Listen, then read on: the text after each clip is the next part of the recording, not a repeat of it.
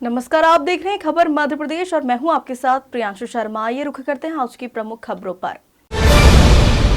इंदौर सहित देश के 30 एयरपोर्ट को सोमवार सुबह बम से उड़ाने की धमकी दी गई है। यह धमकी ईमेल पर दी गई है। इस मामले में सुरक्षा अधिकारी ने शिकायत के बाद केस दर्ज करवाया है।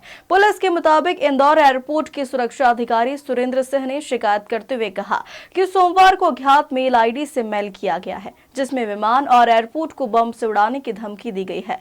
इस मामले में जिम्मेदारी लेने की बात कही गई है। एयरपोर्ट सिक्योरिटी प्रबंधन ने इस मामले में एक लेटर भी दिया है।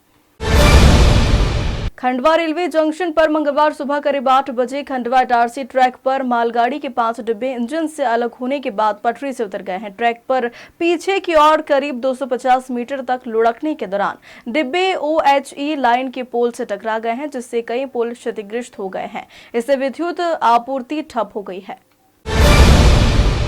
धार के ऐतिहासिक भोजशाला में सर्वे की समय अवधि हाईकोर्ट की इंदौर खंडपीठ ने 8 सप्ताह के लिए बढ़ा दिया। हाईकोर्ट ने एएसआई को 4 जुलाई से पहले सर्वे रिपोर्ट प्रस्तुत करने का निर्देश दिया है। नतीजन एएसआई अब आगे के सर्वे की कार्य योजना तैयार करेगी। वही एएसआई सर्वे जारी रखते हुए मंगलवार को 50 मीटर के दायरे में काम कर सकती है।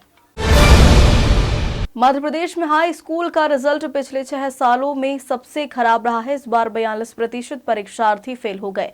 ज्यादातर छात्रों का रिजल्ट गणित और इंग्लिश में बिगड़ा है। इसकी एक बड़ी वजह यह रही कि छात्रों ने बेस्ट ऑफ 5 की वजह से इन विषयों से दूरी बनाए रखी है। कोरोना वैक्सीन बनाने वाली कंपनी एस्ट्राजेनेका ने पहली बार यह कबूल किया है कि इस वैक्सीन को लगाने के खून का थक्का जमने की आशंका बढ़ सकती है। एस्ट्राजेनेका वैक्सीन को बाजार में कोविशील्ड जैसे ब्रांड के तहत बेचा जाता है। कंपनी ने ब्रिटेन हाईकोर्ट के सामने जो दस्तावेज पेश किए हैं उसमें स्वीकार किया है कि इस वैक्सीन से TTS हो सकता है। विधानसभा चुनाव में करारी हार के बाद कांग्रेस को मध्य प्रदेश में संभलने का मौका नहीं मिल रहा है।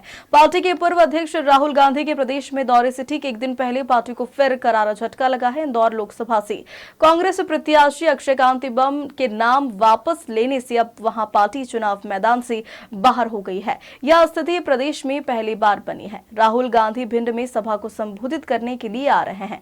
इसी बीच कांग्रेस विधायक रामनिवास रावत ने भी कांग्रेस छोड़ने का मन बना लिया है।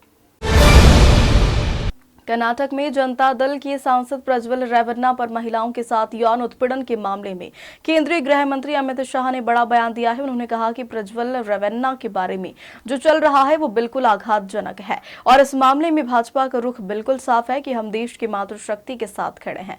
उन्होंने कांग्रेस पर निशाना साधते हुए कहा कि मैं कांग्रेस से पूछना चाहता हूं कि वहां पर सरकार किसकी है? सरकार कांग्रेस पार्टी की है। उन्होंने अब तक कोई भी कार्रवाई क्यों नहीं की है? कार्रवाई हमें नहीं करनी। यह राज्य की कानून व्यवस्था का मुद्दा है। राज्य सरकार को इस पर कार्रवाई करनी होगी। उत्तराखंड में चारधाम यात्रा 10 मई से शुरू हो रही है। इसके लिए अब तक 19 लाख से ज्यादा श्रद्धालु रजिस्ट्रेशन करा चुके हैं। पिछले साल रिकॉर्ड 55 लाख लोग पहुंचे थे। इसीलिए कई बार व्यवस्थाएं गड़बड़ा गई थी। इसी से सबक लेने उतरे उत्तराखंड पुलिस और पर्यटन विभाग ने पहली बार चारधाम यात्रा में श्रद्धालुओं की प्रतिदिन की संख्या सीमित कर दी है। कांग्रेस के पूर्व राष्ट्रीय अध्यक्ष राहुल गांधी अब मध्य प्रदेश में ताबड़तोड़ दौरे करेंगे। मंगलवार को भिंड में कांग्रेस प्रत्याशी फूलसिंह बरिया के पक्ष में आम सभा करेंगे। इसके बाद राहुल 6 मई को रतलाम लोकसभा सीट पर झाबुआ में पूर्व केंद्रीय मंत्री कांतिलाल भूरिया के पक्ष में बड़ी जनसभा करेंगे। तीसरे चरण के मतदान वाले दिन भी राहुल मध्य प्रदेश में रहेंगे और चौथे चरण में मतदान वाली खरगोन लोकसभा सीट की बड़वानी में पोरलाल खड़ते के पक्ष में आम सभा करेंगे। कर्नाटक के सबसे बड़ा सेक्स स्कैंडल सामने आने के बाद कांग्रेस की हमलावर होने और भाजपा के किनारा करने से जेडीएस में सियासी रूप से घिर गई है। पार्टी एमएलए और अन्य नेताओं ने इस मामले में बगावती तेवर अपने लिए हैं और पार्टी में बढ़ते असंतोष के चलते पूर्व CM HD Kumaraswamy fire fighting mission में जुट गए हैं।